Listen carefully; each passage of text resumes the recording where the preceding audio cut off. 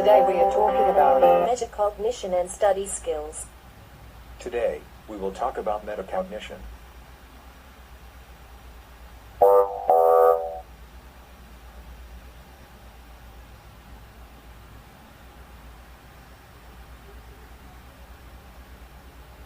But before we start our discussion, let's have a short activity.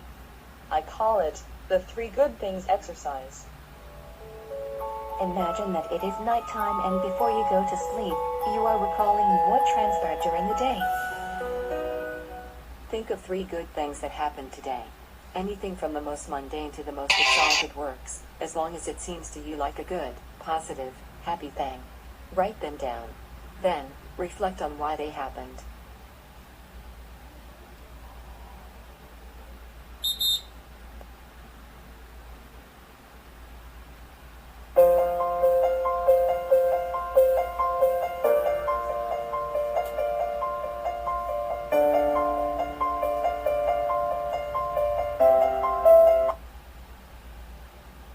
Now, let's get down to business.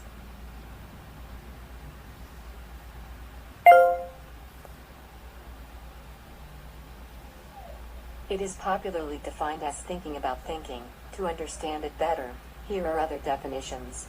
It refers to higher-order mental process that are often involved in making plans for learning, monitoring learning roles and predicting performances. It also involves awareness of how a person learns, an evaluation of one's learning needs, generating strategies to meet these needs and then implementing the strategies.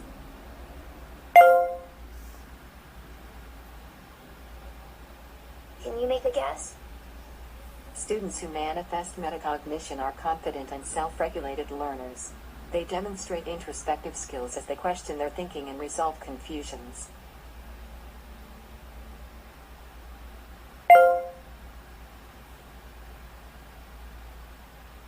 Students who appear passive and dependent learners rely to teachers or other students for assistance rather than their own abilities to resolve conflicts are those who perform poorly in this domain.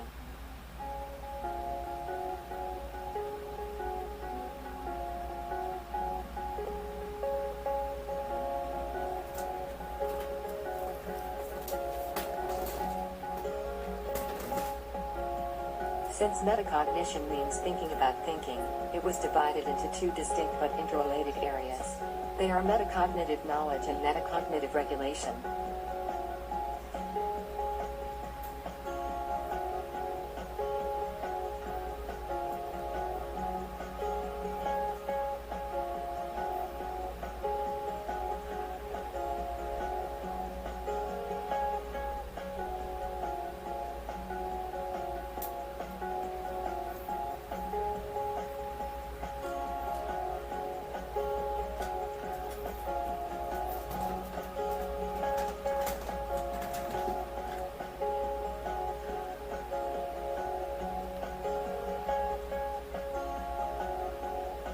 For example, most first graders recognize that it is more difficult to remember how to spell a 10-letter word than a 3-letter word.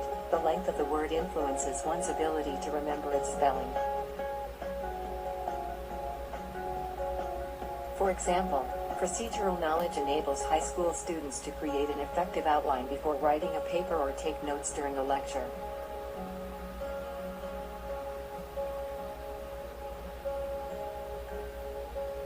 Example, an algebra student uses conditional knowledge when deciding to underline important information and then check her work after completing a complex word problem, but not use those strategies when completing a problem that can be solved mentally.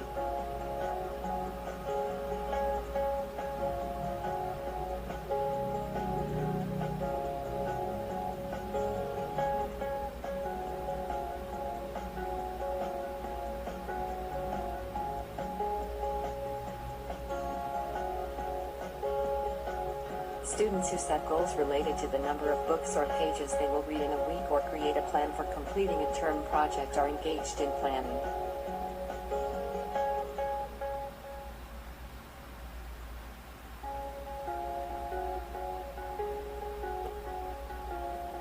Monitoring allows learners to recognize when they do not understand what they are reading, and it also allows them to use strategies flexibly.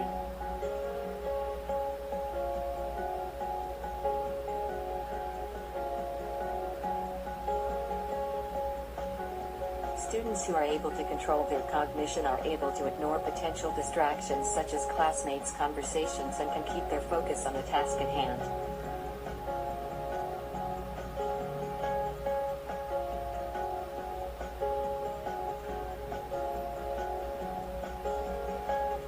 For example, a senior English student is engaged in evaluation when he searches for logical flaws in his argumentative paper, and a fourth grade student may engage in evaluation by check that she has written complete sentences.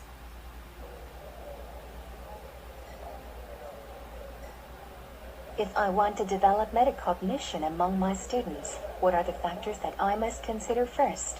Differences of intelligence, experience, use of metacognitive processes and learning styles are the reasons why each student varies widely in terms of metacognitive development.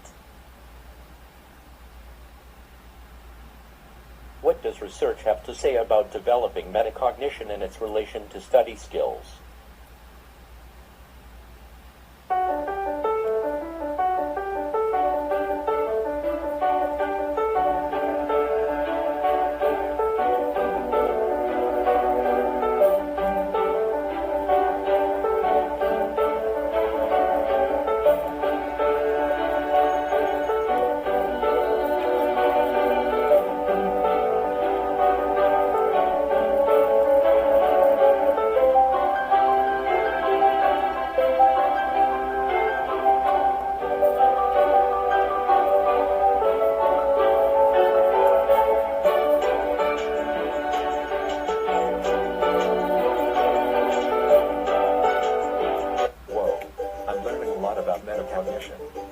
But I have another question.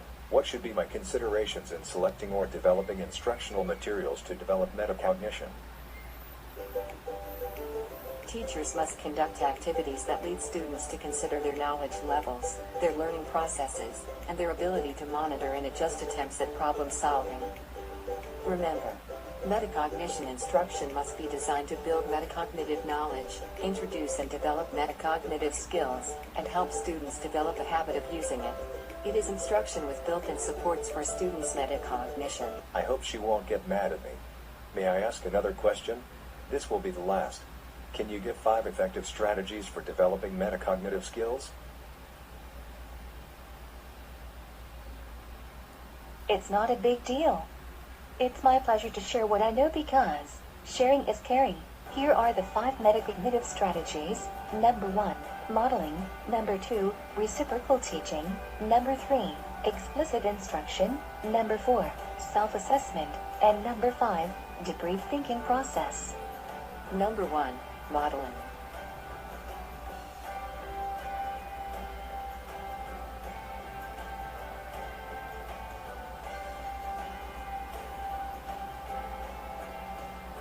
Number 2, reciprocal teaching.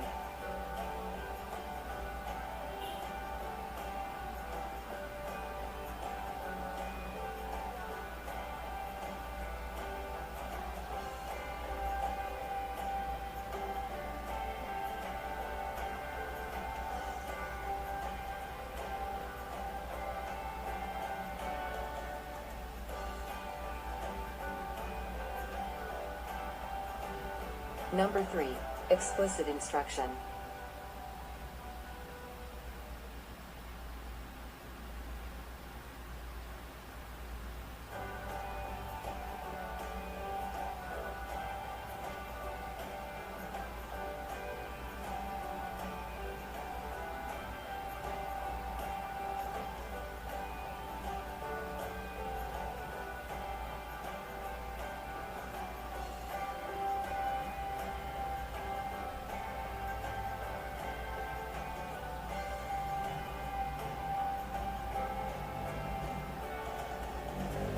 Number 4, self-assessment.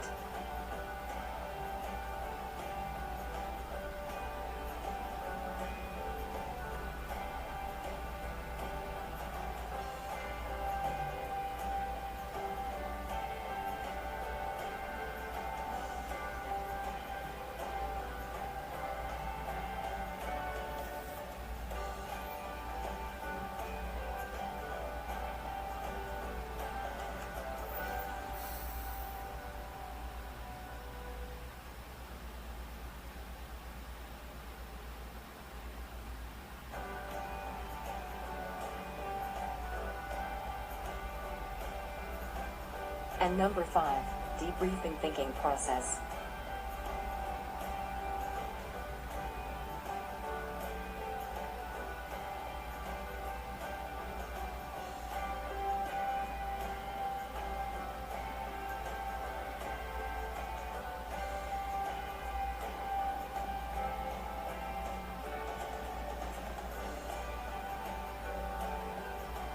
Wow. Thank you for sharing what you know about metacognition. To wrap up everything, these are the things I've learned about it.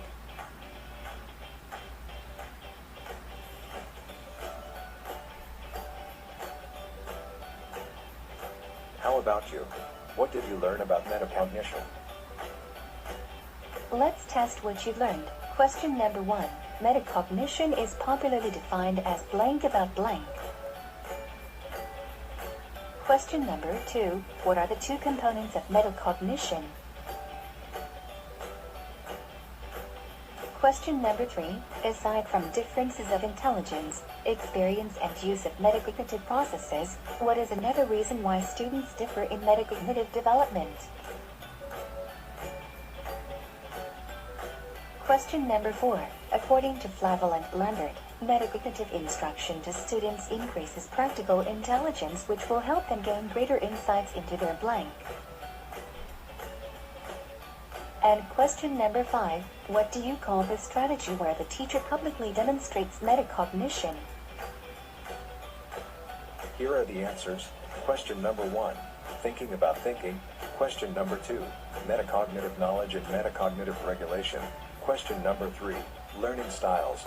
Question number 4, learning strategies. And question number 5, modeling. Hope you got it all correct. Our discussion in metacognition is about to end. But before we do that, let me leave you with a challenge. Since you've learned that metacognition plays a vital role in the lives of your learners, what are you going to do now? The ball is in your court. The discussion about metacognition ends here. But our next topic is about to start, so stay tuned.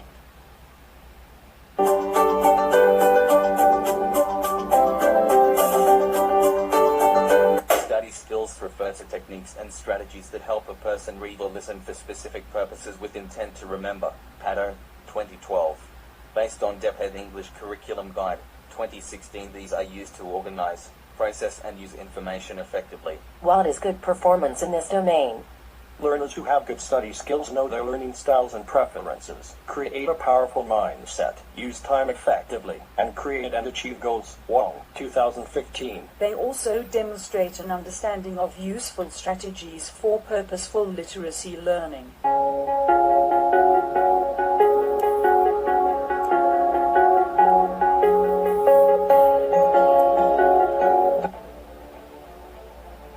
Various dimensions of study skills. Robinson developed an aid to systematic study. The elements of the aid were condensed into the formula SQ3R, where S represents survey, Q represents question, R1 represents read, R2 stands for recite, R3 represents review.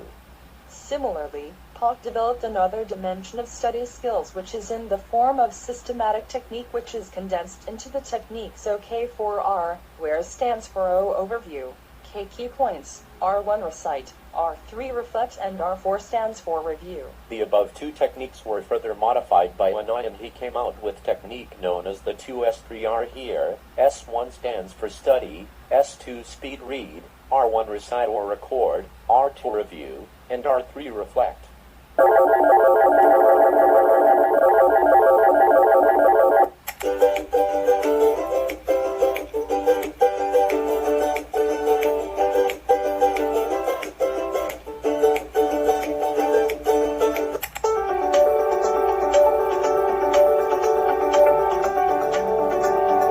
To gain the most benefit from the system, use all 6 steps shown here each time you use the SQ4R system to read a textbook chapter. The 6 steps of SQ4R are: survey the chapter to get an overview.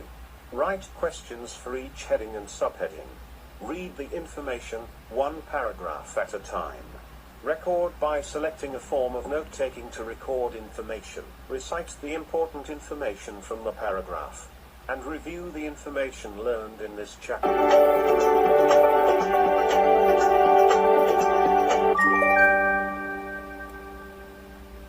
What are the benefits of using all 6 steps of the SQ4R reading system? What would happen if you skip one or more steps? What are the factors to consider in the development of study skills?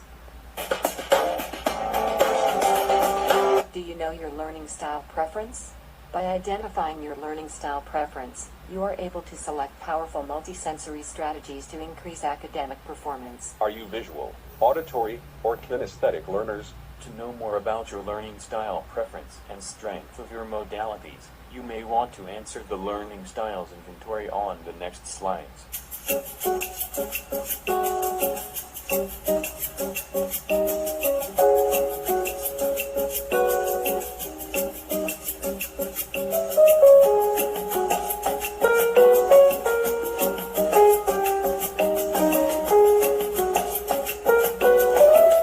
Further, pay close attention to the variety of essential learning strategies that you can incorporate into your approach to learning. This chart summarizes essential strategies for each modality.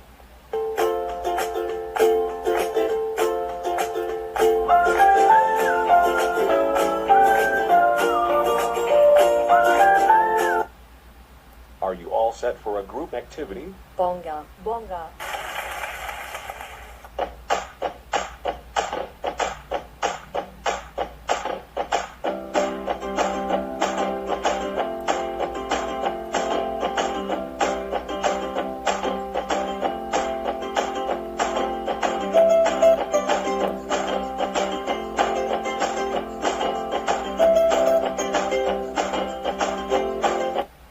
Now that you are aware of your learning style and e-learning preferences, you can begin the process of exploring new learning strategies. Strive to design multisensory strategies that combine 2 or more modalities such as the see-say-do strategy. What's a see-say-do strategy? It is a multisensory learning strategy that involves visual, auditory, and kinesthetic actions or processes.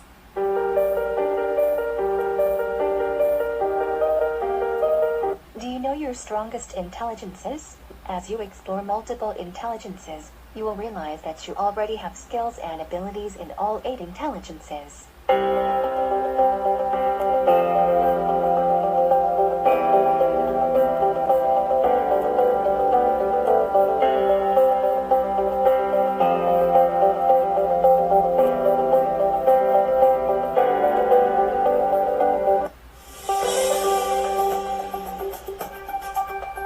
Let's examine which core abilities are well developed in you.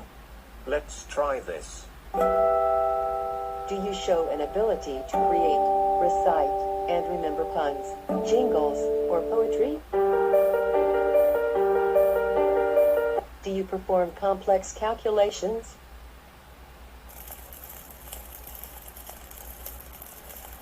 Do you have a strong auditory memory for musical information and lyrics?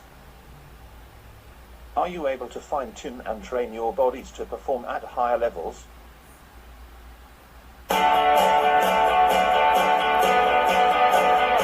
Are you able to present ideas graphically in the form of pictures, blueprints, or charts?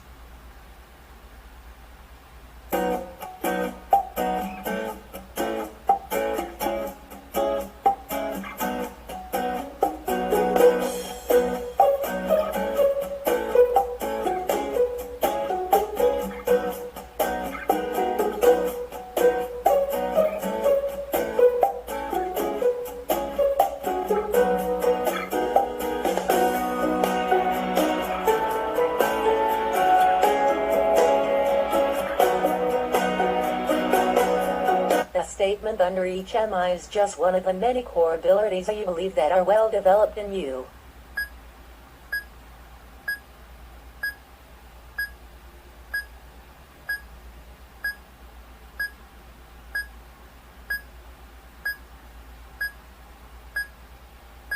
Another factor to consider in developing study skills is personality types. Do you know your personality type?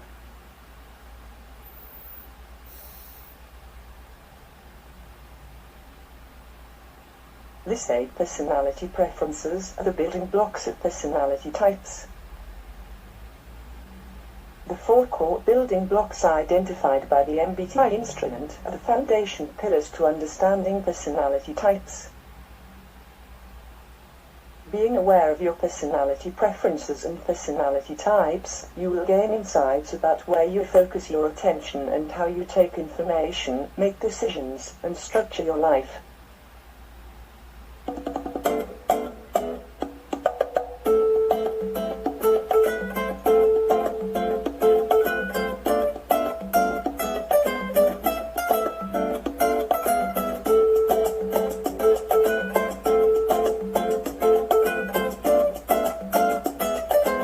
Research have to say about developing this ability and in relation to metacognition?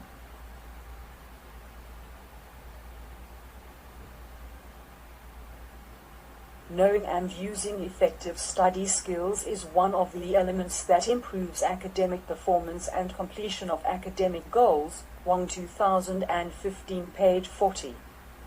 Assay 2012 revealed that study skills had great influence on the student's achievement.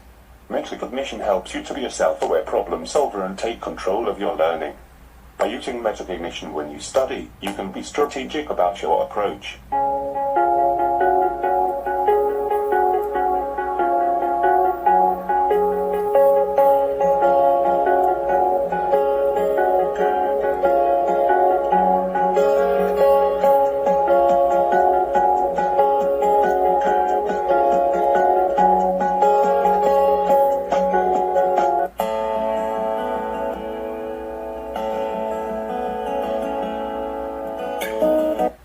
Most effective strategies are mnemonics, note-taking, time management, test-taking, analyzing, and organizing.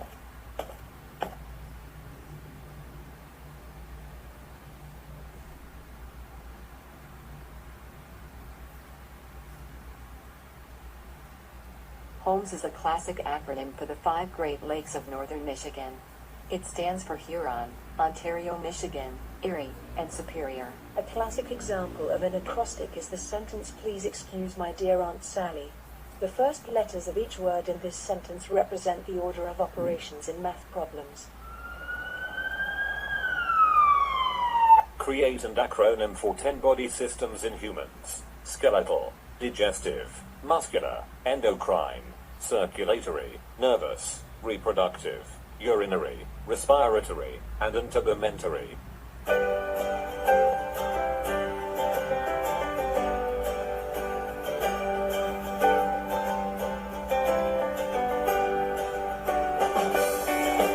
These are the 5 R's of Cornell: record, reduce, recite, reflect, and review.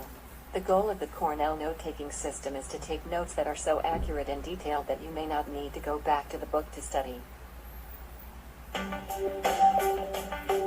Time management is a set of skills designed to help you monitor and use time effectively to increase performance, gain a sense of control over many aspects of your life, and achieve goals. Wise time managers must continually balance 3 main areas in life because imbalances in these 3 areas can lead to an array of negative consequences. Skilled time managers rely on their ability to create well-planned, balanced schedules and use the schedules to organize time and tasks.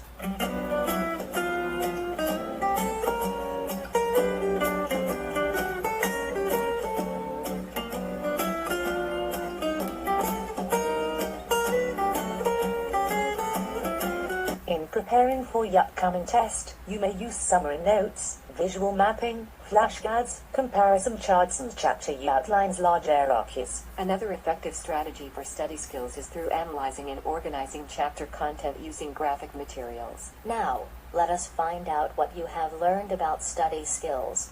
But here's the catch. In answering the questions in the next few scenes, you must find a pair, dance to the tune, and answer together. Game?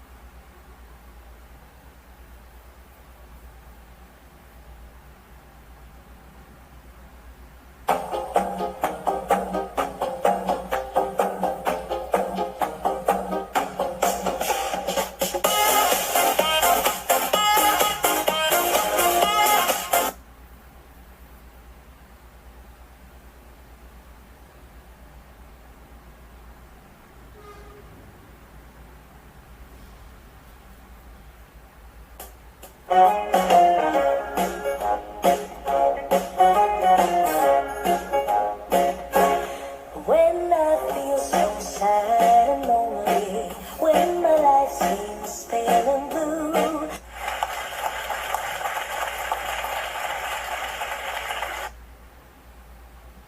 we hope this video has been helpful. Thank you very much for watching.